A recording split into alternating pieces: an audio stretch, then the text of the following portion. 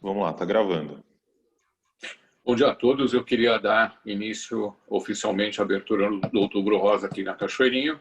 E a gente tem a honra de contar com o professor Afonso Nazário, que vai falar sobre diagnóstico precoce e câncer e rastreamento no câncer de mama.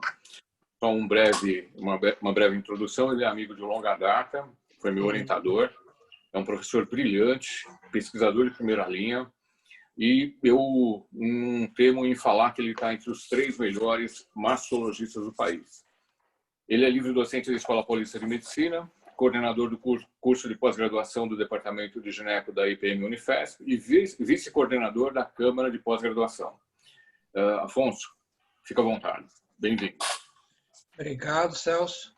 Essa aula é voltada mais para os residentes, é uma aula bem básica. E Outubro Rosa, quando a gente pensa em Outubro Rosa, a gente pensa em detecção precoce do câncer de mama, né? O estímulo à detecção precoce. Vocês estão todos ouvindo bem? Tranquilo? Ok. Então, eu vou abordar esses temas nesse bate-papo. O que é Outubro Rosa? Em relação ao câncer de mama, o conceito, a importância, a epidemiologia, os fatores de risco, os principais sinais e sintomas e focar no que interessa, né, as formas de prevenção. Então, o que é Outubro Rosa? Em 1990, essa fundação, a Fundação Susan Komen para a Cura, que é a principal fundação contra o câncer de mama do mundo, ela bolou uma corrida pela cura do câncer em Nova York em 1990 e para os participantes da corrida ela distribuiu um lacinho rosa que ficou passando a ser o símbolo, né, da luta contra o câncer de mama. Depois de 7 anos, o mês de outubro foi instituído como mês para conscientizar a prevenção e o diagnóstico precoce. E esse movimento que começou lá em Nova York rapidamente espalhou pelo mundo inteiro, inclusive para o Brasil. E é o mês que nós estamos vivendo, né? O Celso tinha pedido para introduzir o Outubro Rosa na Cachoeirinha, a gente está quase já na metade do mês, mas vamos lá. Em relação ao câncer de mama, o conceito atual do câncer de mama é que é uma doença bem heterogênea. Na verdade, a gente fala câncer de mama, mas o certo era falar cânceres de mama, né? Que nem linfomas, leucemias. Tem muitos tipos diferentes, com evolução, com quadro clínico, com prognóstico diferente. É uma doença genética. Aqui, genética não quer dizer hereditária, né? É uma mutação genética em que a célula mamária começa a se proliferar de forma desordenada ou se torna imortal, né? Sem o controle do organismo. E com o tempo ela dissemina e destrói órgãos distantes que leva ao óbito da paciente. Então, na verdade, não existe uma doença única, são vários subtipos de câncer de mama, e isso a gente vai comentar um pouquinho mais para frente. Em relação à importância e epidemiologia do câncer de mama, bom, só o fato de a doença ser o câncer mais frequente entre as mulheres, obviamente excluindo os cânceres de pele e não melanoma, que são os mais comuns, mas não tem um impacto tão grande em relação à letalidade, já justifica todo ginecologista ter uma boa base em relação ao diagnóstico e o tratamento, principalmente o diagnóstico precoce dessa doença. O tratamento hoje realmente cai mais na mão do mastologista mesmo. Pra vocês terem uma ideia, dados da American Cancer Society, o câncer de mama é o mais comum nos Estados Unidos, entre as mulheres. E, em segundo lugar, vem o pulmão. Vocês podem ver que é menos da metade dos casos, quer dizer, o câncer de mama é muito comum, né? Depois, nos Estados Unidos, o terceiro mais comum é o de intestino, na mulher, 4 endométrio e 5º tireoide. Vocês podem ver que o câncer do colo do útero, que era o mais comum no passado entre as mulheres, nem figura aqui entre as primeiras 5 causas de câncer no sexo feminino nos Estados Unidos. E no Brasil, o panorama é bem parecido, lógico, menos número de casos. Então, a estimativa aqui né, para 2016, 2020, o Brasil foi de quase 67 mil casos. Em segundo lugar, bem abaixo, cólon e reto. O cólon hoje é o câncer mais comum na mulher no Brasil. E o colo do útero já caiu para a terceira posição. Depois vem pulmão, brônquios e 5º, tireoide. A estimativa de casos para esse ano no Brasil é de 61 casos para cada 100 mil mulheres. E ele é o mais comum em todas as regiões, exceto na região norte, que ainda o câncer do colo ainda predomina nessa região. Na área que a gente atua, no Sudeste, a incidência é um pouco maior. Se no Brasil como um todo é 61 casos para cada 100 mil, no Sudeste é de 81 casos para cada 100 mil habitantes. No estado de São Paulo, nós tivemos mais de 18 mil casos novos estimados para esse ano, sendo que 1/3 aqui na capital. E além de ser uma doença muito incidente, a incidência aumenta a cada ano. Que são os dados americanos, né? Entre 75 e 80, a incidência era meio constante. A partir da implantação naquele país dos programas de rastreamento mamográfico, ou seja, entre os anos 80 e 87, a incidência deu um pulo de 4% ao ano. Entre 87 e 2002, os programas de rastreamento já estavam bem consolidados, a incidência continuou crescendo, mas num patamar menor, 0,3% ao ano. E entre 2002 e 2003, vocês podem ver aqui no gráfico, né, essa queda na incidência, foi a primeira vez na história da epidemiologia dos Estados Unidos que a incidência do câncer de mama caiu, e caiu na ordem de 7,5%. E se atribui essa queda porque nessa época foi publicado aquele estudo famoso WHI. E com isso, houve uma diminuição de 50% na prescrição de terapia de reposição hormonal pelos ginecologistas. Em paralelo, uma queda, primeira vez na história americana, que houve uma queda da incidência do câncer de mama. E depois a incidência naquele país está mais ou menos estável, como vocês podem ver aqui no gráfico. Então, é uma doença muito frequente, incidência crescente e uma coisa muito importante que a mortalidade ainda é muito elevada, particularmente no nosso meio. Se estima que nos Estados Unidos causa de óbitos femininos por câncer mais de 285 mil e da mama 42 mil. É a segunda principal causa de morte por câncer na mulher nos Estados Unidos. Só perde para pulmão e brônquios, que é mais letal. Câncer de pulmão mata mais do que a mama nos Estados Unidos. A mama está em segundo lugar. Então, nos Estados Unidos, as principais causas de óbito por câncer, primeiro é o pulmão, segundo já vem a mama, terceiro o intestino, quarto o pâncreas e quinto o ovário. Em relação à mortalidade, entre os anos 75 e 90, a mortalidade do câncer de mama era uma crescente. Mas a partir dessa década, por dois motivos basicamente. Pela detecção precoce, pelo rastreamento mamográfico e também pela melhora terapêutica, nos Estados Unidos e em outros países desenvolvidos, a mortalidade dessa doença começou a cair, a partir dos anos 90. Vocês terem uma ideia, a sobrevida em 5 anos nos Estados Unidos. Lá nos anos 75 a 77 era de 75%, 2009 a 2015 pulou uma sobrevida de 91%.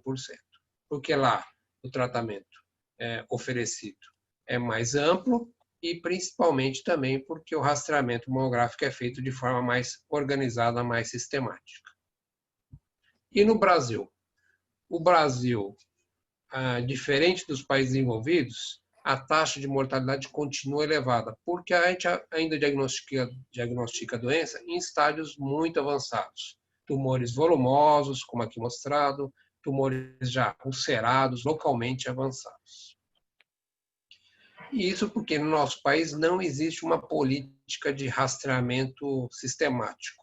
Existe um rastreamento oportunístico.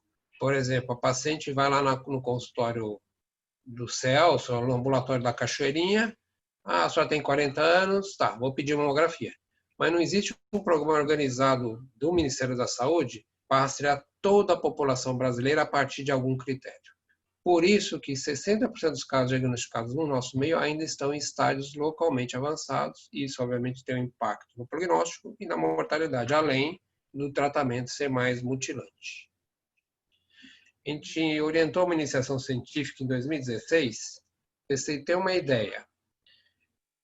Entre a paciente ter o primeiro sintoma, que pode ser um nódulo palpável, uma secreção mamilar, ou mesmo uma alteração mamográfica, e chegar no nosso ambulatório, que é um ambulatório de nível terciário, para realizar o tratamento, a média foi de 225 dias, ou seja, 7,5 meses. Isso a gente está falando de São Paulo, capital. Aqui se passaram 4 anos, mas eu não vejo, o panorama deve ser o mesmo, deve ter mudado ou até piorado um pouco.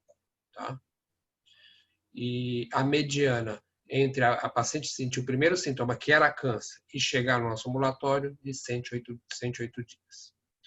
7,5 meses, a cada 6 meses o câncer de mama pode duplicar de tamanho, em média, né? Tem câncer que é muito agressivo, tipo negativo, que em 1 mês, 2, ele já duplica. Mas na média, a cada 6 meses o câncer de mama duplica de tamanho. O paciente demora mais de 6 meses para chegar no mastologista, o impacto no prognóstico e no tratamento é muito importante. Então, o que leva a esse diagnóstico tardio? Ainda tem medo em relação ao tratamento da doença, falta de informação ainda tem, falha na orientação, mas acho que o que mais está pegando, pelo menos para a nossa cidade, é o acesso ilimitado de serviços de saúde, o paciente demora a chegar no mastologista, o diagnóstico e o tratamento são tardios. Por isso, como eu comentei, diferente dos países envolvidos, a mortalidade no Brasil é crescente, ao contrário dos Estados Unidos, da Europa, que está caindo a mortalidade. Aqui um outro exemplo, né? A taxa de mortalidade por câncer de mama no Brasil está num crescente, não há queda. Os dados do SIM também, do Serviço de Informação de Mortalidade, também mostram que não está havendo uma queda no Brasil, pelo contrário, um aumento. E aqui é a mesma coisa. Então, doença muito frequente, a incidência crescente, tem uma mortalidade elevada e também o tratamento afeta muito a imagem pessoal e a sexualidade. Por quê? Porque, como eu comentei, a gente pega caso muito avançado, porque o diagnóstico é tardio e o tratamento é, muitas vezes, mutilante. Aqui vocês estão vendo um exemplo de uma mastectomia Halsted, né, que a gente quase não faz mais hoje, né, a gente tira a mama, o esvaziamento axilar e tira os 2 peitorais.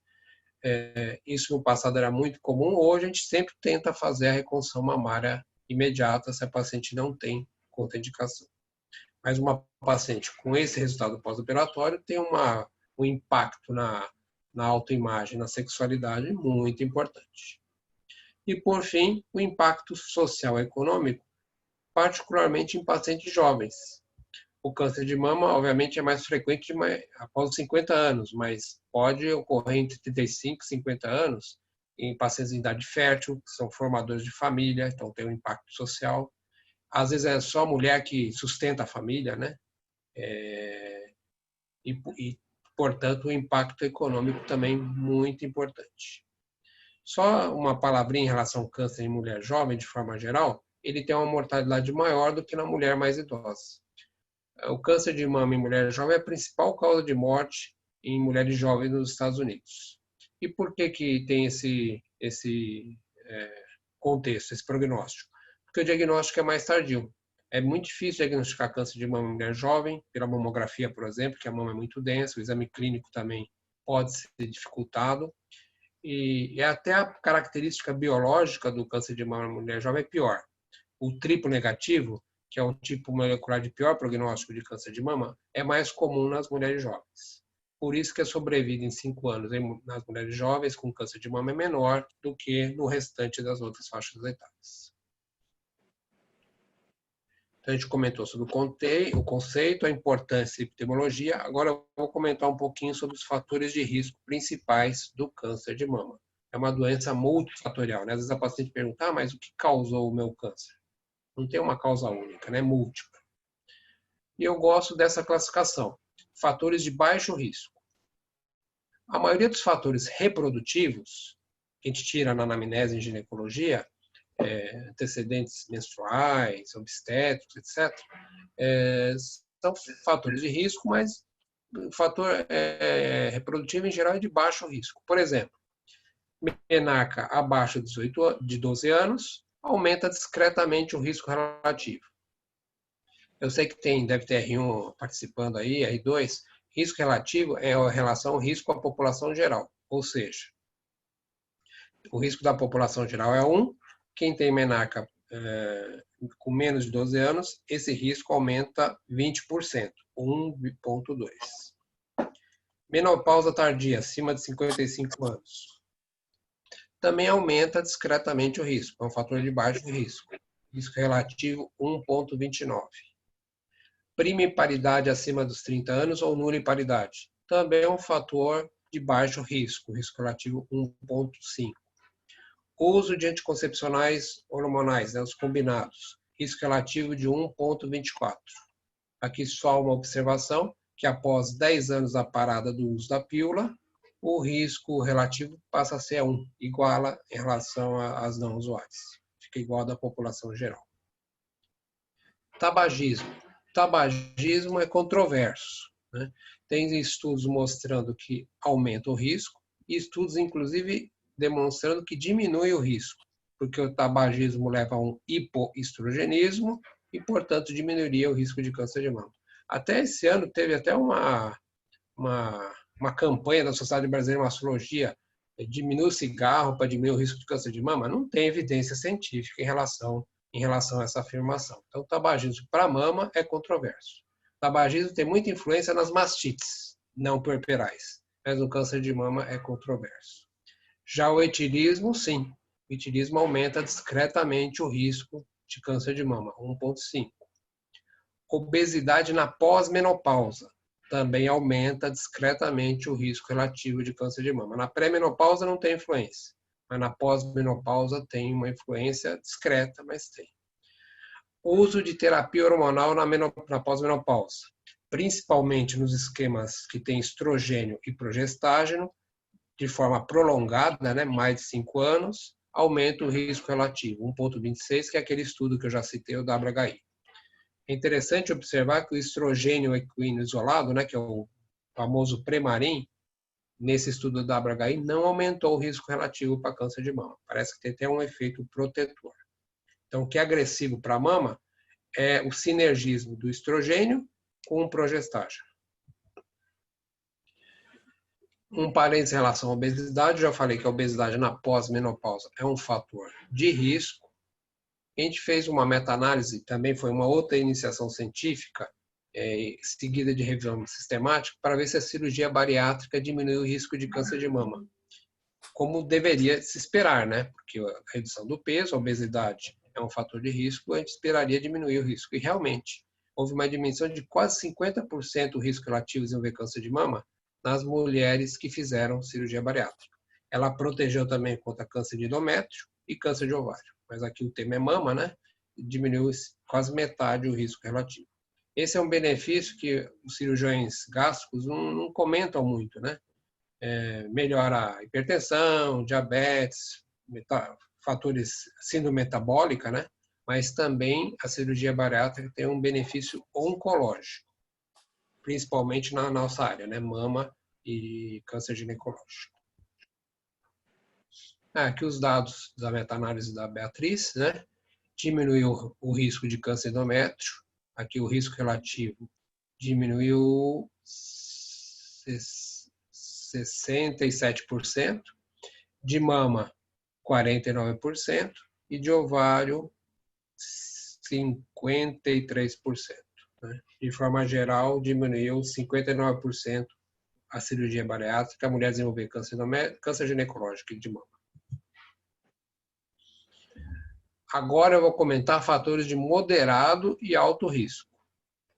Na verdade, o principal fator de risco é que fica meio que subentendido, né? É o gênero. Óbvio que homem tem câncer de mama, mas é muito raro. E a proporção homem-mulher, mulher-homem, quer dizer, está 100:1. Talvez acho que até mais, viu? Em dados nacionais deve ter uma proporção até maior, né? Então, na verdade, o principal fator de risco para câncer de mama é o gênero, né? O sexo feminino. Né? Idade também é um fator de risco importante. Quanto maior a idade, maior o risco de câncer de mama. Por isso que a gente não pode parar o rastreamento, como a gente vai falar mais para frente, mesmo com o avançar da idade.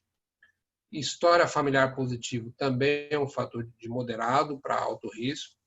Por exemplo, se a paciente tem um parente de primeiro grau com câncer de mama, o risco relativo dobra. 2 parentes triplica. 3 parentes quadruplica. Antecedente pessoal de câncer de mama, ou seja, ela teve câncer de mama direita, a mama esquerda tem um risco moderado de desenvolver câncer de mama, esse risco relativo é de 3 a 4. Alta densidade mamária, ou seja, mais de 75% da mama é densa, também é um risco de moderado a alto. Essa situação é muito rara hoje em dia na irradiação torácica, na criança, na adolescente, aquela irradiação em manto, né, que era usada principalmente para linfoma de Hodgkin, aumenta muito um grupo de altíssimo risco para câncer de mama. Para essas pacientes, é que a gente não pega mais paciente, né? Hoje não faz mais essa radioterapia em manto, né? Mas quando a gente pegava, a gente preconizava fazer mastectomia profilática, porque era de altíssimo risco para desenvolver câncer de mama numa idade mais avançada. Algumas doenças benignas da mama também aumentam de forma moderada a alto risco de câncer de mama. Por exemplo, a hiperplasia ductal atípica ou hiperplasia lobular atípica. E a neoplasia lobular, ou chamado carcinoma lobular in situ, também aumenta muito o risco de câncer de mama. O risco relativo chega quase a 11. E, por fim, outros fatores de alto risco, aqui eu diria até de altíssimo risco, são as mutações herdadas, as mutações hereditárias. Eu falei lá atrás, no comecinho, o câncer de mama é uma doença genética. Mas é genética, mas não necessariamente hereditário. O câncer de mama hereditário corresponde a uma pequena fatia dos casos, apenas 5 a 10%. A maioria dos cânceres de mama existe uma mutação genética, mas ela não é herdada, ela é adquirida ao longo da vida da mulher, né? Aqui a gente está falando de mutações que a paciente nasce, né, uma mutação germinativa, ela nasce com essas mutações. A primeira que foi identificada foi esse gene, BRCA1, que aumenta o risco da mulher desenvolver doença ao longo da vida, chega até 65%. Aqui eu não estou falando de risco relativo, estou falando de risco vitalício. Se a mulher tem uma mutação do BRCA1, a chance dela ter, ao longo da sua vida, câncer de mama, chega até quase 65%. Uma outra mutação que aumenta muito o risco de câncer de mama é do BRCA2, chega a ter um risco vitalício de 45%. O BRCA1 se localiza no cromossomo 17, o BRCA2 no cromossomo 13. Esses genes são de reparo e supressão tumoral. Ou seja, quando eles estão mutados, é um gene supressor que não vai estar ativo e o câncer de mama pode se desenvolver. Além de aumentar muito o risco de câncer de mama, eles também aumentam muito o risco de câncer de ovário.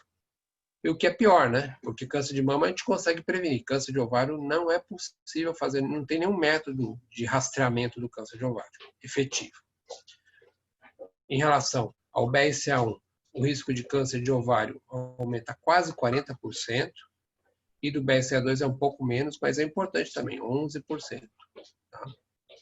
Como vocês sabem, o câncer de ovário é um câncer de raro, né? Se a mulher tem essa mutação, a chance de ela ter um câncer raro aumenta muito, né? Quase 40%. Celso, podemos tocar ou se o pessoal quiser interromper, perguntar? Podia, se alguém tiver dúvida, vou colocar no chat, né? E depois você vai comentando. Em relação ao quadro clínico, com certeza o nódulo é o sintoma mais comum, né? É o campeão, é o sintoma campeão. Adenomegalia axilar isolada é rara, em geral associada a nódulo. Fluxo papilar pode ser sintoma de câncer de mama, mas é raro. Eu vou comentar mais para frente. E alterações na pele da mama e do complexo areolo-papilar, em geral, já denotam uma doença já mais avançada. Então, o nódulo é o sintoma mais comum associado ao câncer de mama.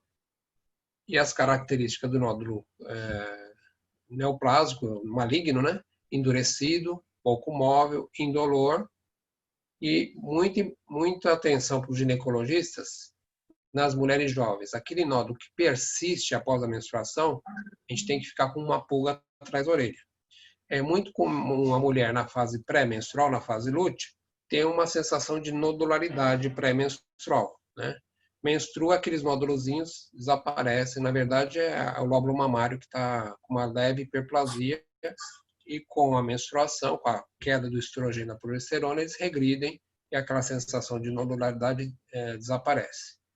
Mas suponha que a paciente sente o nódulo na fase pré-menstrual. Menstrua, ele persiste. Passa um ciclo, 2 ciclos, 3 ciclos, ele persiste. Ele não regride, ele não deve ser funcional. Ele pode ser uma hiperplasia, pode ser um fibroadenoma e pode ser um carcinoma também. Tá? Então, esses nódulos dominantes, o gineco tem que ficar muito atento para não comer bola. Em relação à adenomegalia axilar, a mais comum, obviamente, é a inflamatória, né? Secundária a processos inflamatórios, infecciosos, são as inguazinhas, né? Nódulos axilares dolorosos, amolecidos, às vezes a pele em cima está vermelhinha, diferente da adenomegalia axilar neoplásica, que tem a mesma característica do nódulo mamário maligno. O linfonodo indolor, endurecido, em geral associado a tumor palpável na mama, é raro só ter a adenomegalia axilar e não ter nada na mama. O fluxo associado ao câncer de mama tem essas características. Ele é espontâneo, não é que a paciente, quando faz a autoexpressão, sai a secreção, não. Ele sai sozinho, mancha o sutiã ou o lençol. De um lado só, em geral de um duto só também, e hemorrágico ou serohemorrágico. Esse fluxo, com essa característica que eu estou demonstrando aqui, a gente fala que, em geral, ele é neoplásico, mas neoplásico benigno, papiloma. Mas, eventualmente, pode ser maligno, pode ser o carcinoma também. Tá? As alterações cutâneas, retração, isso, na verdade, pode dar em qualquer fase da doença, né? Não está relacionado com doença avançada. O edema ou pele em casca de laranja, podorange. A hiperemia cutânea, a ulceração, esses sinais e sintomas relacionados a câncer localmente avançado. E alterações no complexo areopapilar. A ulceração, que tem a ver com câncer localmente avançado, ou com um tipo especial de câncer de mama, que também é associado também com eczema, que é a doença de Page do mamilo. E a retração, que também não tem relação com o estágio clínico, mas sim que se a doença está comprometendo a face do ligamento Cooper ou não. Aqui só alguns exemplos. Aqui nessa figura, um câncer inflamatório. Toda a mama direita dessa paciente está com a pele hiperemiada, com aquele aspecto também de pudor, está edemaciada e hiperemiada. Aqui um tumor também bem volumoso, já com hiperemia de pele. Aqui embaixo um tumor já ulcerado. E aqui a paciente com aquele aspecto de casca de laranja ou podorange. Alterações do CAP, né? É o que eu tinha comentado, isso tem uma característica, é um subtipo de câncer de mama, é a doença de Page do mamilo, em que ela começa com eczema crônico e com o tempo ela vai ulcerando e necrosando o mamilo, como aqui nessa figura. Tá? Isso é uma coisa que o ginecologista tem que estar atento. Aquele prurido crônico, mais de 2, 3 semanas, não melhorou com corticoide, precisa ser avaliado. Pode ser uma doença de Page de mamilo, merece aí uma biópsia incisional para fechar o diagnóstico. E, por fim, o que é mais importante no Outubro Rosa é o diagnóstico e o rastreamento, a detecção precoce dessa doença. Em relação a isso, eu vou comentar o autoexame, o exame físico, exames de imagem e, obviamente, o diagnóstico é sempre fechado pelo diagnóstico percutâneo e anatomopatológico. Em relação ao autoexame, né, ele é preconizado a partir dos 20 anos, mensalmente, né, na fase pós-menstrual, tem custo zero, né? Portanto, seria importante para países pobres em desenvolvimento. Porém, há vários ensaios clínicos que não comprovaram impacto na redução da mortalidade com o autoexame. Portanto, nos últimos anos isso tem sido bem comentado, né? campanha de Outubro Rosa, o autoexame não deve ser tão enfatizado. O que tem que ser enfatizado é mamografia, né? Porque ele não diminui a mortalidade do câncer de mama. Por mais treinada que a mulher seja, ela consegue tocar nódulo de 2, 3 centímetros, que não é o nosso alvo, né? A gente quer pegar a doença numa fase não palpável, né? Mas a gente ainda recomenda não para prevenção, para diagnóstico precoce, mas para alertar sobre o câncer de mama, para o paciente conhecer o seu corpo, isso é interessante, mas não que vai ter impacto na mortalidade. O exame físico mamário, né, que consiste na inspeção estática, dinâmica, palpação da mama e das cadeias linfonodais e, por fim, a expressão. Aqui só demonstrando na inspeção estática, dinâmica com a elevação dos braços, a contração do peitoral. E depois a palpação das mamas, paciente deitada, né, com a mão sobre a nuca para expor bem a glândula mamária. E, por fim, a palpação da cadeia axilar e da cadeia supraclavicular. Finalizando o exame físico com a expressão, que pode ser bimanual ou unimanual. Também não deve ser usado como único método de rastreamento. Tem importância na mulher jovens, né, pela limitação da mamografia, que eu vou comentar mais para frente. O exame físico de forma ideal seria na primeira fase do ciclo menstrual. Um mastologista, um ginecologista bem treinado consegue detectar nódulos de 1 centímetro. Menos de 1 centímetro é muito difícil, mesmo o mastologista detectar nódulo palpável. E uma vez o diagnóstico de câncer de mama seja feito, a fase subsequente é ver em que fase que a doença está, que é o estadiamento clínico. O estadiamento clínico do câncer de mama é relativamente complexo. Por quê? Porque um tumor grande com maxila negativa pode ter o mesmo prognóstico, o mesmo estádio do que um tumor pequeno, mas com uma axila mais comprometida. É um estadiamento misto, que isso que complica um pouco em relação à complexidade do estadiamento. Tá? Ou seja, uma paciente com tumor volumoso, mas sem comprometimento axilar, às vezes está no mesmo estádio que um tumor pequeno, mas com comprometimento axilar importante. Comentei para vocês que o autoexame, mesmo o exame mamário, não é o ideal para fazer detecção precoce do câncer de mama. O ideal é detectar a doença numa fase não palpável. Isso porque um tumor de 1 centímetro cúbico já tem 1 bilhão de células e já pode produzir metástases, micrometástases.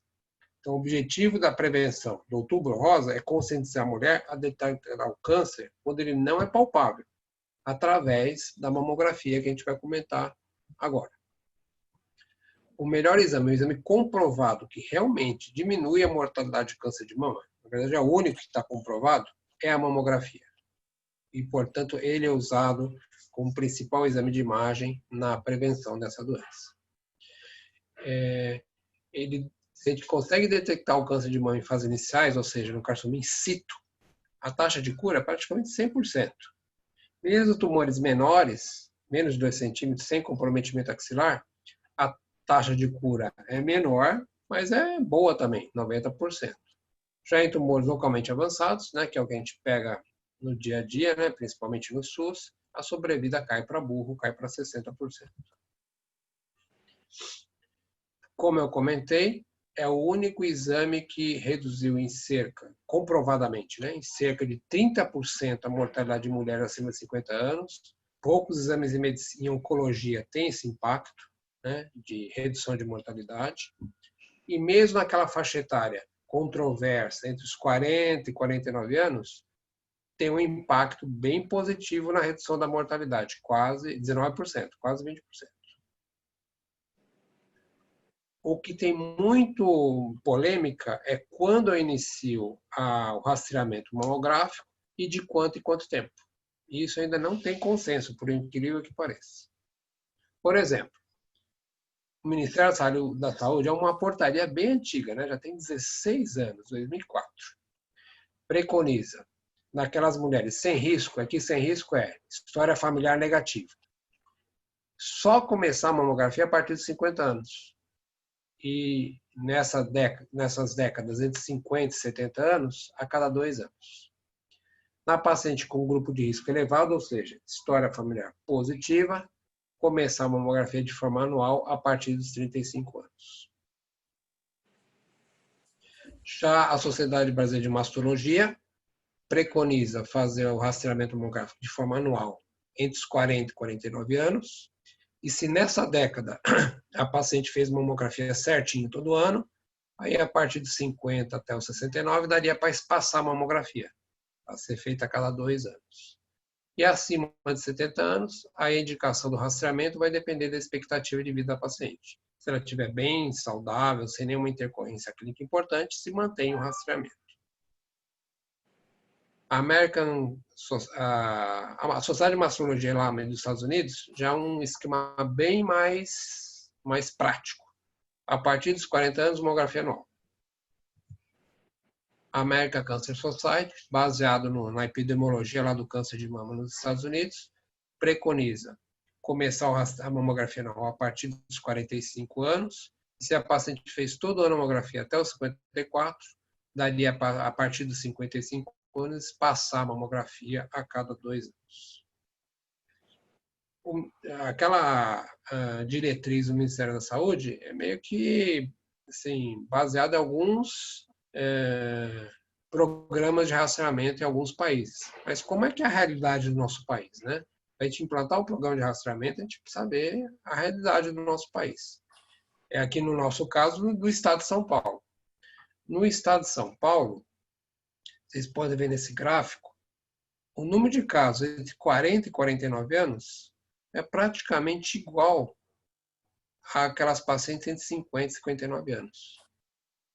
Ou seja, e mais uma coisa, mais de 70 anos também tem uma elevada proporção de casos de câncer de mama.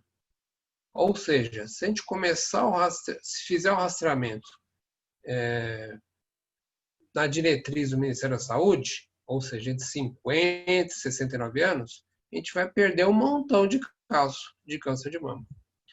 A gente fez também uma iniciação científica lá com uma aluna da escola.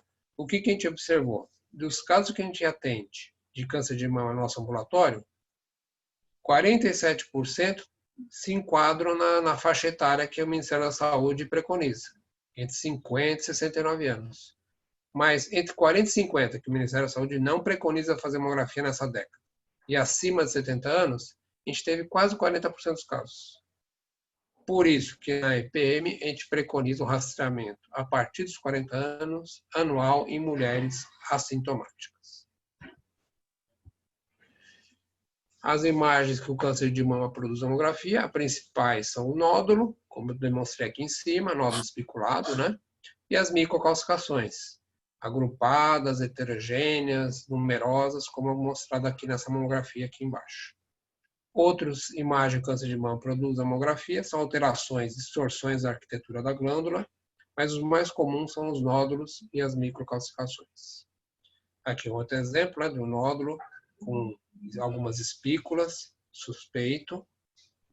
E uma vez a lesão impalpável sendo vista, a gente usa uma classificação derivada da classificação americana, que é a classificação BIRADS. Seria não tem nada, nenhuma alteração de imagem. 2, tem uma alteração tipicamente benigna. Nos ambos os casos, o risco de câncer é 0. BIRADS 3 tem uma alteração, mas a gente fala provavelmente benigno, mas é praticamente certo que seja benigno. O risco de câncer é baixíssimo, menos de 2%. Já a BIRADS 4 já é uma alteração suspeita. O risco de câncer varia de 2% a 94%, mas em média 20% a 30%. Aí 5 é câncer, até para o contrário, é uma alteração altamente suspeita, a chance de ser câncer é maior do que 95%. Tá? Então, o objetivo da detecção do câncer de mama é transformar essa paciente aqui, que fez uma mastectomia radical modificada, nessa outra paciente, em que a gente detectou a doença de forma bem precoce, fez um quadrante com biópsia do linfonodo sentinela, com resultado estético excelente. Né? Ou seja, tem impacto no prognóstico e também no resultado cosmético da cirurgia e do tratamento como um todo. Tá? Eu vou comentar alguns outros métodos de imagem que a gente lança a mão em mastologia. A ultrassonografia a ressonância tomossíntese. Em relação ao ultrassom, ele não serve para prevenir o câncer. Não tem nenhum ensaio clínico que demonstrou que diminui a mortalidade fazendo ultrassom para rastrear câncer de mama. Talvez porque ele não detecta uma das principais sinais precoces do câncer de mama, que são as microcalcificações que eu comentei anteriormente, né? Aí só com mamografia mesmo. Tá?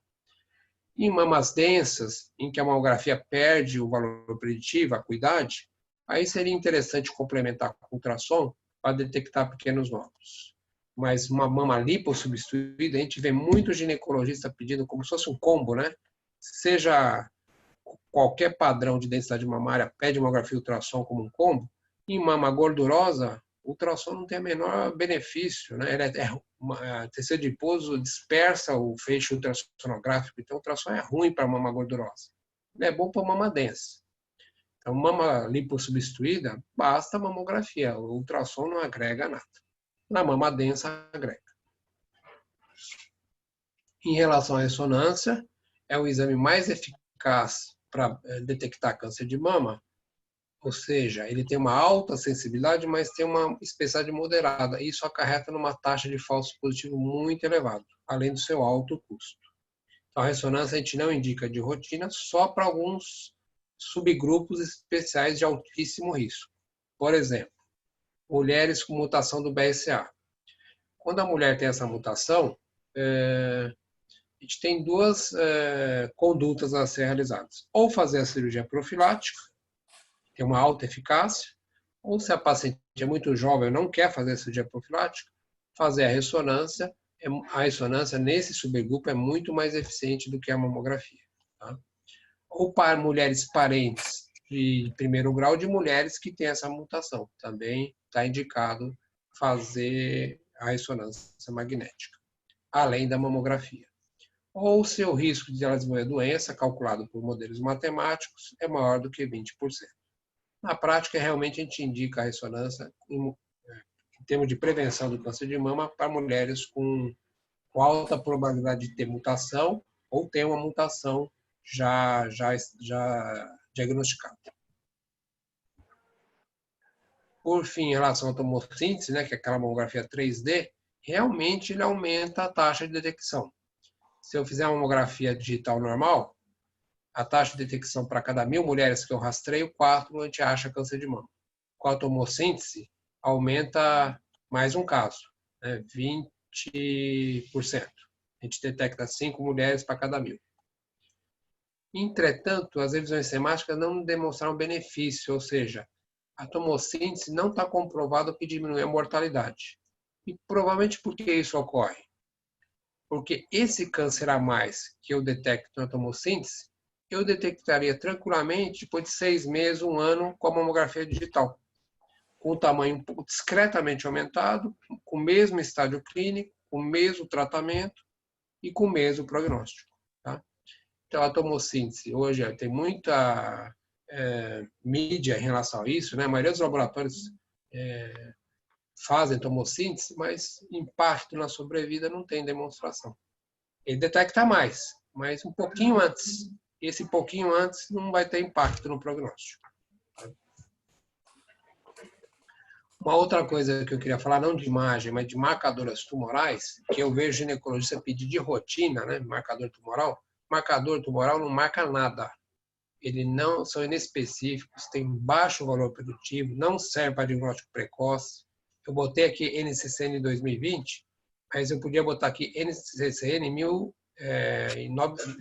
1990, já tinha essa orientação. Né? Marcador tumoral só serve para uma coisa. A paciente tem uma doença metastática, eu vou monitorizar a resposta do tratamento por imagem e pelo marcador tumoral. Se a imagem estiver diminuindo e o marcador caindo, indica que o tratamento está sendo eficiente para controlar aquela metástase. Então, não tem indicação de pedir marcador tumoral de rotina. Não previne, não faz diagnóstico precoce do câncer de mama. Eu publiquei, acho que em 1989 ou 90, faz muito tempo, um estudo com o Alfredo com relação ao CA15-3, até na menstruação aumenta esse marcador. Né? Então, processos fisiológicos, doenças benignas, aumenta o marcador. Então, ele é muito inespecífico, não tem valor. Eu vejo muito ginecologista pedir de rotina, não tem indicação. Câncer de mama, a imagem é suspeita, a gente faz uma biópsia percutânea, tem uma classificação morfológica, né, em relação ao tipo histológico, a grande maioria é ductal, né, que hoje o termo que a gente mais usa é invasivo, não especial, quase 80%, lobular uns 10%, e outros tipos histológicos mais raros são os tipos especiais, né, medular, mucinoso, papilífero, corresponde aos outros 10%. Também, quando a gente faz essa classificação, a gente vê o grau nuclear, o grau histológico, né, se o tumor é bem diferenciado, moderadamente diferenciado ou indiferenciado. Mas, além da classificação morfológica, tem muita importância a classificação molecular.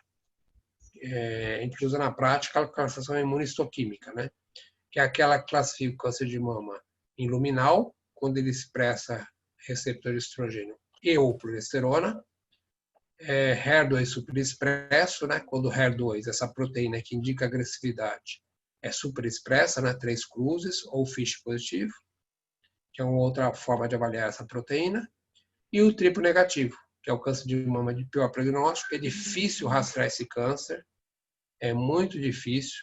Em geral, a gente faz diagnóstico clínico, não consegue fazer diagnóstico mamográfico do triplo negativo, que é aquele que não expressa nem receptor de estrogênio, nem de progesterona, nem dessa proteína HER2. É o tipo de pior prognóstico e o único tratamento que a gente tem para oferecer para essas pacientes é a quimioterapia. Para a doença HER2, a gente tem a quimioterapia mais anticorpos anti-HER2, e para os luminais, o tamoxifeno ou os inibidores da aromatase. Para o tipo negativo, só resta, pelo menos um momento, a quimioterapia. No levantamento que a gente fez lá na escola, 75% dos casos nossos são luminais, que é o de melhor prognóstico, 10% HER2 superexpresso e o tipo negativo, 15%. Esses casos, em geral, eram casos palpáveis, não foram detectados no rastreamento. E esse é o grande desafio da mastologia. Como prevenir, como algum exame de imagem, ou mesmo biomarcador sérico para prevenir esse tipo de câncer de mama, que ele não é possível a sua prevenção. A gente só pega casos já mais avançados de triplo negativo. E o que é o pior, né? É o que de tratamento mais difícil, é de pior prognóstico. Se vocês quiserem aprofundar esse tema, a gente tem o livro da escola, né, que o Joaquim também foi um dos autores, Mastologia Atual. Eu vou só para finalizar falando de um casinho clínico, só para dar um fecho, uma paciente de 56 anos, ela não tinha queixa, ela veio encaminhada no nosso ambulatório para uma alteração de mamografia, ou seja, que é o foco do Outubro Rosa, né? Detecção precoce, rastreamento. Antecedentes familiares não tinha nada, pessoais tinha hipotiroidismo, hepatite C crônica, ele já havia retirado a vesícula, antecedentes mamários nada de importante, era secundípara, menarca aos 13, primeiro parto aos 28, amamentou por 5 meses, menopausa aos 45 anos, mas não usou terapia de reposição hormonal. Peso 70, estatura 1,52, 30 IMC de 30, era obesa, que é um fator de risco para câncer de mama. A obesidade, e no caso, já era pós-menopausa, né? Então é um fator de risco. No exame físico, ela tinha mamas de grande volume, simétricas, sem abaulamentos ou retrações, mas quando às vezes a paciente vem encaminhada da UBS como alteração mamográfica, só que às vezes o gineco nem palpou, né? Porque a gente palpou esse nódulo endurecido de 2 centímetros em quadrante superlateral da mão esquerda. Ou pode ter caído naquela situação em que a paciente demorou muito tempo para chegar na gente, né? Quando o gineco pediu a mamografia não tinha nódulo, mas depois de 6 meses ela chega no ambulatório e já tem um nódulo palpável. Né? Axila sem linfonodos palpáveis e expressão, faltou um P aqui, expressão negativa. Aí a paciente, né? Uma mama volumosa, paciente obesa, mama ptótica. E na mamografia que ela trazia, foi vista essa imagem. Celso, você quer perguntar para algum residente interpretar essa imagem? Rafaela. Opa, a Rafaela é a que vai vir para a escola depois de terminar a residência, é isso? Ah, isso é Não, a Rafaela já é nossa residente de mama, Afonso. Ah, já é de mama, então tá bom. Já é de mama. Então, Olha só, doutor Celso, você me paga, hein? Imagina. tá bem fácil interpretar essa mamografia, Rafaela. Manda bala. É uma mama bem lipossubstituída, né? A gente vê uma lesão no quadrante super... Acho que não tem a crânio-caudal, mas a princípio ali na área superior, pela médio lateral. Uma imagem hiperdensa, espiculada. Daria um B4, um B5 para essa imagem. Perfeito. Aqui está uma compressão. Nem precisava, né? Mas foi feita uma compressão. Então, você dá um BA de 5. Dou. Então, super suspeita, né? Porque é um nódulo especulado, alto risco de câncer de mama. Que conduta você daria para essa paciente, Rafaela? Axila negativa, esse nódulo pequenininho aí. Ele mediu, acho que 1,5 centímetro. 1,5 centímetro? A gente esperaria a imunistoquímica, né? Mas, a princípio, vai para um quadrante com BLS. Perfeito. Então, a paciente, na verdade, tinha esse cine, né? Grau 1, era um luminal A, né?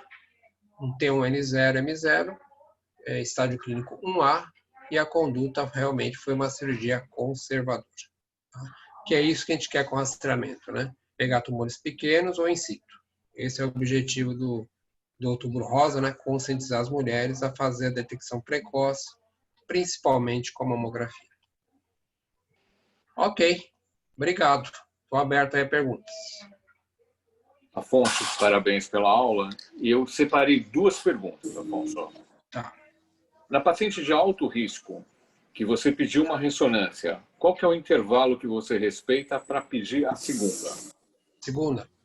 Se é uma paciente, falar daquela paciente de altíssimo risco, uma BRCA mutada, né, que não quer fazer a cirurgia profilática. A diretriz clássica é fazer mamografia e ressonância anuais, né? Pode até alternar, fazer um semestre a mamografia, outro semestre a ressonância para tentar cobrir o ano inteiro, né? O que eu tenho me conduzido ultimamente, baseado até no estudo de um brasileiro que publicou esse estudo lá quando estava fazendo pós-doc, não sei se era doutorado ou pós-doutorado na Universidade de Chicago, que é o Rodolfo Guindalini. Ele foi aluno nosso de oncologia, aluno nosso, fez residência no ICESP de oncologia, e depois foi fazer sua pós nos Estados Unidos. Ele publicou, eu acho que foi esse ano, ou foi ano passado, um estudo comparando esse protocolo de fazer ressonância anual com ressonância semestral nas mulheres, principalmente com mutação do BRCA1. Ele teve um resultado fantástico. Assim, não teve nenhum caso com N1, tudo N0, tumores com menos de 5,5 centímetros. Né? Isso para um triplo negativo, é quase impossível a gente fazer esse diagnóstico tão precoce. Né? Então, nas mulheres com altíssimo risco, eu estou indicando ressonância semestral. Uma mulher mutada que não quer operar, ressonância semestral. Tá? Até e a mamografia anual nesse grupo não agregou muito, porque BRCA1 em geral é tipo negativo, né? A mamografia não pega, né? Não produz microcalcificação, ela não pega. Então, né, eu já tive paciente que ela não quis operar, eu comecei a fazer ressonância semestral, peguei um tipo negativo de 5 milímetros, N0. Né? Melhor do que isso é impossível, né? Então, eu estou tendo essa conduta em relação à mulher com mutação. A segunda pergunta é para mama densa e rastreamento. Você acha que a médio prazo a tomossíntese pode entrar para te ajudar no rastreamento? Ela já entrou, né? Só que, na verdade, ela não está agregando na mortalidade, né? Porque esse nódulo que a tomossíntese detectou mais agora, eu detectaria um pouquinho mais para frente, quando ele crescesse um pouquinho mais na mamografia digital. Né? Se eu pego um nódulo na tomossíntese 6 milímetros hoje, e daqui 6 meses eu pegaria com 9 milímetros, é um T1, é cirurgia conservadora, o tratamento não muda nada, né? É igual, né? Então não tem nenhum estudo de tomossíntese mostrando que diminuiu a taxa de mortalidade. Uma coisa é, pega mais, mas pega mais quando, né? É um tempo tão anterior que impacta no prognóstico ou é um tempo pequenininho, né? Ele antecipa muito pouco. Ele antecipa tão pouco o diagnóstico que não tem impacto no prognóstico, né? Esse que é o problema da tomossíntese, né? Os radiologistas, ele vendem muito esse peixe, né? Ah, a tomossíntese a gente detecta mais. Detecta mais em quanto tempo, né? Com a tomossíntese eu consigo antecipar 2 anos de diagnóstico? Aí tudo bem, né? Antecipo 6 meses, 1 ano. Ainda mais tumores de bom prognóstico. Qual que é o impacto nisso? Não tem, né? Professor, queria fazer uma pergunta também. Então, na mama densa, eu acho que se o paciente tem condição de fazer um ultrassom num lugar bem feito, né? Não aquele ultrassom de 2 minutos, né? Aí acho que custo-benefício compensa, né? Agora, o problema é que o Einstein comprou a tomossíntese, daí o Círio comprou porque o Einstein comprou. Daí o HCOR comprou porque os dois compraram, e assim vai, né? Virou uma peça de marketing, né? Mas não tem uma evidência que a tomossíntese diminui a mortalidade. Vê mais casos, mas ele não antecipa os casos, mas não tem impacto no prognóstico. É a minha opinião. Fala, quem que estava perguntando? É o Luiz Felipe. Fala, Luiz. Então, professor, aqui a maioria dos residentes, né, não vai ser mastologista, né? Eles vão ser ginecologistas, né? Vai ser ginecologista geral, né? Isso, vão voltar para sua cidade. Simples ginecologista. E tal. Exatamente.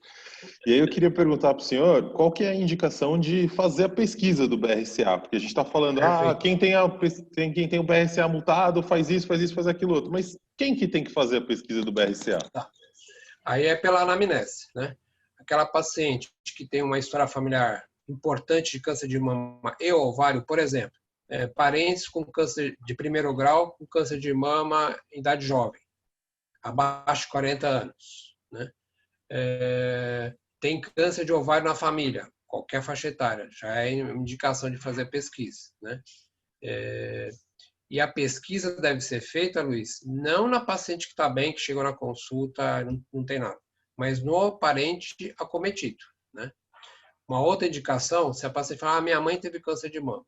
Daí você sabe o tipo molecular do câncer de mama, pergunta lá para tua mãe e tal. Se for um tipo negativo, com menos de 60 anos, tem indicação. Só que a gente parte não na paciente que tem sintoma, na paciente que teve o câncer, tá? Às vezes não dá para fazer isso, né? A mãe morreu, a tia morreu, não tem mais nenhum familiar com câncer de mama. Ou o familiar não quer fazer o exame, também tem isso, né? Daí eu peço para a paciente, mas eu explico para ela. Essa informação vai ser útil só para você. Porque pode ter a mutação na família e, felizmente, você não herdou, né? Não dá para extrapolar isso para a família inteira, né? Então, se tem uma história familiar importante, câncer de mama em idade jovem, bilateral, triplo negativo, abaixo de 60, ou câncer de mama masculino, às vezes a gente pega, é raro, mas pega, né? Meu tio teve câncer de mama. Seu tio era um homem, mas teve câncer de mama. Opa, pode ter mutação na família, né? Então, eu indicaria nessas 3 situações. Uma história familiar de câncer de mama em idade jovem, bilateral, câncer de ovário, triplo negativo e câncer de mama masculino, que não é esperado, né? Em geral é mutação do BRCA2. Quer dizer, pode ser mutação do BRCA2. Nesse cenário eu indico a pesquisa. De preferência no parente mais jovem, acometido pelo câncer. Se não for possível, se todos os familiares já morreram, a gente pede para a paciente, mas a informação é só para ela e para os descendentes. Não dá para extrapolar para os ascendentes, tá? E outra pergunta que eu queria fazer, em relação à mamografia, né, às vezes a gente também ouve que o ginecologista precisa saber olhar a mamografia e tal. Qual que é o grau de correlação que a gente pode ter entre, né, o laudo mamográfico que tem e essa né, interpretação do ginecologista ali no dia a dia, né? Qual que é essa importância? Acho que mais importante que a mamografia, Luiz, é o ultrassom. Porque às vezes o gineco fez só o laudo do ultrassom e não vê a imagem. E quantas vezes eu peguei um nódulo BRADS 4, um nódulo redondo, que no laudo veio BRADS 3 e era um triplo negativo. Daí você vai pedir, BRADS 3, vou pedir um ultrassom de controle daqui 6 meses. Em 6 meses, o triplo negativo pode triplicar de tamanho, né? Porque ele duplica de tamanho a cada 2 meses. Então, eu acho mais perigoso o gineco não deixar meio ver superficialmente o ultrassom do que a mamografia. Né? Então, todo ginecologista, não basta ler o relatório, precisa virar a página e dar uma olhadinha nas fotos do que o radiologista falou que era o nódulo, né? Principalmente nódulo redondo. Nódulo redondo, o gineco tem que ficar com a pulga atrás da orelha. Porque o nódulo redondo pode ser um cisto espesso, tudo bem, BRAS 3, mas pode ser um triplo negativo. Tá? Mas tem um crescimento muito rápido e uma doença que está inicial, daqui 6 meses, pode estar até localmente avançada. Tá? Mas, Afonso, acho que o Luiz estava mais preocupado justamente com essa correlação de exames bem feitos e laudos bem feitos ou mal feitos, né, que chega na mão do ginecologista. Nós tivemos um levantamento na Unifesp, Luiz, que em torno de 30%, ou seja, 3 em cada 10 exames são mal feitos, mal posicionados e com laudo errado. Ou seja, então é importantíssimo o ginecologista aprender a interpretar uma mamografia, ver se ela está bem feita e aprender a correlacionar o laudo com a imagem também. Acho que esse é o seu temor, né? Ou seja, o gineco lê só o laudo e não sabe interpretar a imagem. Então, é fundamental. Ou seja, 3 em cada 10, hein? Você tem uma ideia. Esse estudo Joaquim, na época do Claudio Kemp, é estudo antigo, né? Melhorou bem a mamografia no serviço público. Naquela época... Mas ainda a gente continua muito ruim ainda. Lá no ambulatório a gente está pegando, melhorou bem, acho que melhorou. Né? Melhorou. Ainda tem muita deficiência e tal, mas melhorou. Né? Tem que saber o básico de interpretação, Luiz. Posicionamento, né? Ver se o peitoral está no nível do mamilo, ver se o raio-x está bem penetrado. Isso acho que o gineco tem que ter essa base, né? Fico cético se lá o colega da UBS coloca a chapinha no negatoscópio. Às vezes não tem nem negatoscópio na sala. Né? É verdade. Eu acho infelizmente. Então, o que eu tenho visto no meu dia a dia, principalmente em nível de consultório, é a questão do nódulo B3, que o radiologista dá como um nódulo redondo B3, devia dar B4, e é um triplo negativo. Esse que eu acho que o gineco tem que ficar com a pulga atrás da orelha. Às vezes ele se culpa, né? Mas que esse tumor cresce muito rápido, né? O nódulo oval, tranquilo. Oval é um lobo de gordura, um fibroadenoma. Agora, o nódulo redondo, esse é perigoso. Em geral, esse espesso, mas pode ser um triplo negativo. Tá? Fala, Del Carmen. Oi, tudo bem, Afonso? Tudo. Bom ter você aí novamente com a gente, né? É da Cachu, já de longa data. Sabe o que eu queria te perguntar, Afonso? Como é que você vê a situação dos mamógrafos no Brasil? Nós teríamos número suficiente de mamógrafos funcionando e com qualidade, como você acabou de referir agora? Número suficiente tem, né? O problema é que não tem manutenção, né? Tem muito mamógrafo parado, né?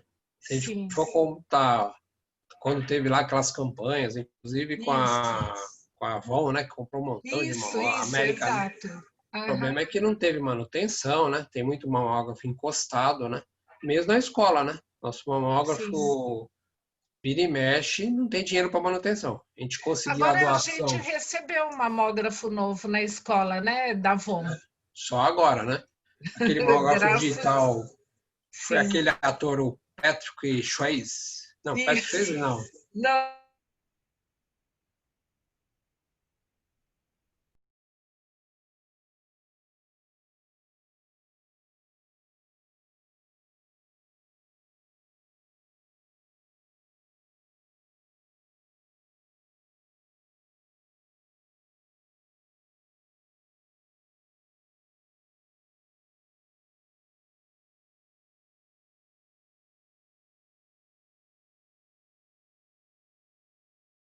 Mas, assim, existe uma dificuldade bem grande, né, a nível nacional.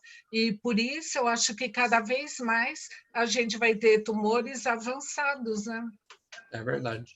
O que eu vejo em relação ao nosso país, Carmen, a gente tem médicos muito bons, mas política de saúde muito ruim, né?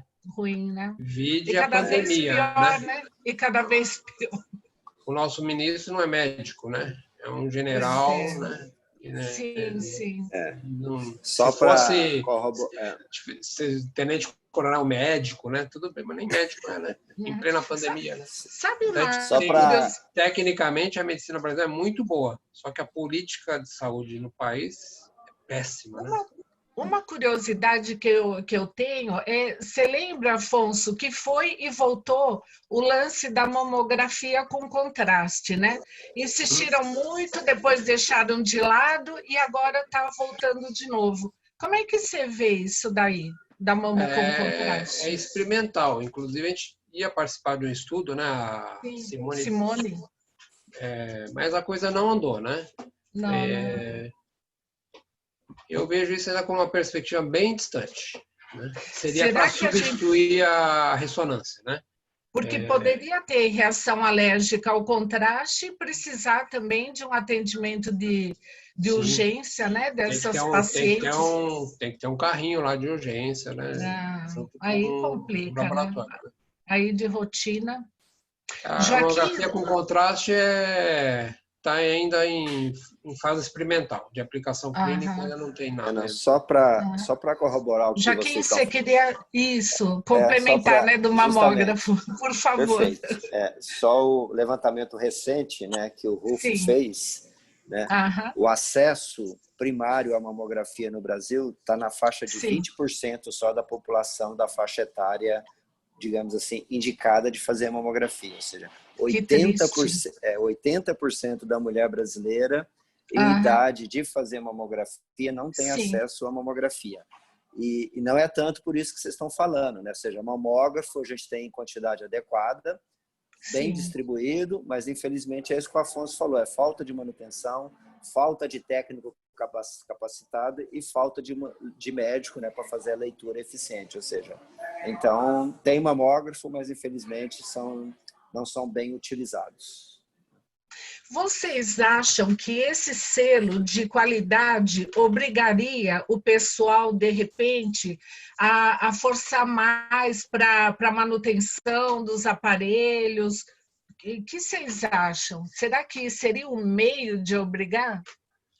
O selo de qualidade foi para isso, né? Só que não dá para fiscalizar todo mundo, né? Não tem gente para fiscalizar todo mundo. Né? Nem tem fiscais, né? Faz uma primeira avaliação e depois pronto, fica aquela avaliação para sempre, né? Não é falta de gente para fazer esse controle. Afonso, esse selo ele não é renovável periodicamente? Deveria ser, mas não é. Na prática não é, não é.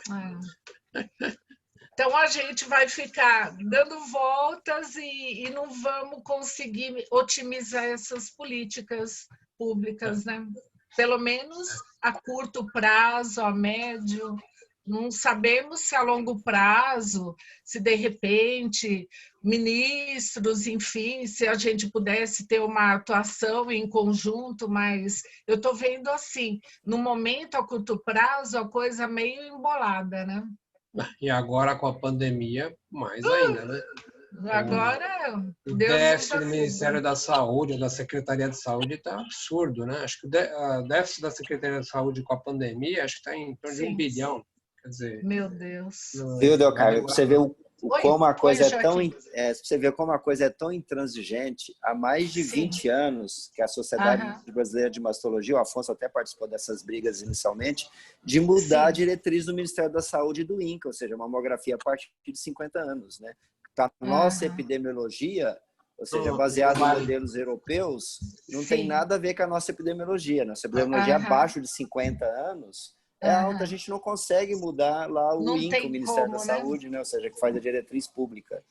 As sociedades brigam, não só de masto, mas o Colégio Brasileiro de Radiologia briga, mas eles continuam baseando em modelo europeu, né? Mamografia bienal a partir de 50 a 70 anos, ou seja. E são países, Joaquim, que não tem como se comparar, né? Realidade diferente. Busca ativa, epidemiologia. PIB diferente, busca ativa, alimentação, status nutricional, tudo, né? Status menopausal também, países frios, né? Então, a mulher também entra na menopausa depois. Então, mulheres com sol, né, em país de muito sol tropical, isso influencia na parte hormonal. Então, assim, são coisas que não tem como comparar, mas infelizmente é uma luta que é dar murro em ponta de faca e isso não vai parar nunca, né? O que está melhorando muito é o tratamento, né? Acho que o tratamento está equilibrando essa falta de rastreamento, né? Na verdade. Porque daí, eu queria abrir o caminho envolve dinheiro, né? Aí tem interesse em ampliar o número de drogas oferecidas no SUS, né? Eu queria abrir era rastrear direitinho também, né? Eu queria abrir para vocês perguntarem também. Pode perguntar. Oi, Celso. O Celso está abrindo para os residentes perguntarem também, que eles estão tudo quietos. Estão quietinhos, tá vendo? Ficaram com medo, Afonso. Você fez cara de bravo. Tem o chat aqui. É o Patrick Dempsey, é isso mesmo, Rafaela? Foi a Rafa que colocou, tá vendo? Ela lembrou. O Patrick, quando doou o mamógrafo, ele veio na escola, né? Daí ele chamou o reitor, né? Fez toda aquela... Daí, na hora da entrega, na mesa lá da cerimônia, estava o reitor, o diretor da escola, o Patrick, e eu sentei do lado do Patrick. Uau! Daí ele começou a falar, daí ele olhou assim para mim. Quando ele botou a mão assim na minha coxa, eu falei, ih, caramba! O que te faz pela escola, viu? Fala baixo! Daí eu fiquei assim, dei uma afastadinha na cadeira, falei, peraí. Ele é gente boa, foi gente boa. Mas o pessoal, eles são bem descontraídos mesmo, né? São super do bem. É outra mentalidade. A mãe dele teve câncer de mama. Daí ele mesmo. ficou sensibilizado, montou uma fundação para ajudar mulheres com câncer de mama e tal, e se uniu ao Avon para doar mamógrafo para país pobre, né? Olha que legal, né? Legal. A país em desenvolvimento, né, Afonso? Vamos nos sentir um pouquinho mais up, né? Para aliviar os ânimos, né? Mariana, você ainda está aí? Mariana está com o áudio desligado. Agora acho que ligou o áudio. Estou sim, doutor. Mariana, quer fazer alguma pergunta? Foi ótima a apresentação. Eu achei que complementou bastante as informações com que a gente teve na jornada palestra, né? A questão da incidência, da importância do rastreio, que a gente vê muitas pacientes nossas com dúvidas se precisa ou não fazer a mamografia. A gente insiste que é o único método que realmente pode fazer detecção precoce. E eu acho que é essa a principal informação agora para o Outubro Rosa. Eu gostei muito da aula. Obrigada. Rafaela, quer fazer alguma pergunta? Não, tranquila. Obrigada. Afonso, que mensagem você daria para os meninos, para nossos residentes aqui, de todo o nosso time? De quê? De GO ou de masto? De masto. De masto. E os de GO também com noção, né? Você pode... Os dois, é a maioria. GO é a maioria, Afonso. Né, Joaquim? Tipo assim, um leve mensagem para casa, tanto para os meninos da GO como da masto, que assim, tipo, conselho para levar para a vida deles, para tudo, referente ao rastreamento, detecção precoce, câncer de mama, enfim. É uma doença muito frequente, né? Não pode ficar só na mão do mastro, o gineco tem que atuar também na prevenção. Na verdade, quem previne essa doença não é o mastro, é o ginecologista, né? A gente recebe paciente do gineco, não recebe do oncologista clínico, né? A gente encaminha para o oncologista clínico, né? Mamografia é o principal exame para detecção precoce. Quando a mama é densa, eu acho que vale a pena associar ultrassom, mas tem que ser um ultrassom bem feito, né? Pergunta para o paciente, quanto tempo o médico demorou para você fazer o ultrassom? Foi demorado, demorou uns 20 minutos, então está bem feito, né? Porque se cair na rede de laboratório, a gente não sabe quem vai fazer o ultrassom, se tem expertise, se fez muito rápido. Então, ultrassom mal feito é melhor não pedir, né? aquele esquema, a mulher jovem eu previno com ultrassom. Depois dos 40, mamografia, isso é furado. O ultrassom não previne o câncer de mama. Ele é um complemento, um ajudante da mamografia. Né? Eu estou vendo muito ginecologista pedir um fibradenoma, já pede ressonância. Não, ressonância agrega em alguns subgrupos populacionais. Né? Não deve ser feita de rotina. Né? É cara, dá muito falso resultado. Né? E a mamografia feita com aquela diretriz que eu já mencionei, que é a partir dos 40 anual, tem um impacto na cura dessa doença muito grande. Né? É isso que é a mensagem final. Né? Mamografia, o autoexame é importante para ter consciência do corpo, tal, mas não previne o câncer de mama, não tem impacto na mortalidade, que tem a mamografia. Às vezes isolada não dá conta, tem que associar com ultrassom e às vezes com a ressonância também. Tá? Perfeito. Afonso, eu queria agradecer desde já a aula que você deu para a gente. Acho que é a minha ideia, da ideia da Del Carmen, do Joaquim, da Roseli, a gente estreitar a relação da Cachoeirinha com a escola. Né? Eu tenho um projeto que eu queria depois discutir com você, de montagem de um aplicativo para conduta em residência de mama. E vai ter outros convites, eu espero que você aceite. Tá? E eu me comprometo também a ir aí na escola para a gente trocar uma ideia. Tá bom? Muito obrigado.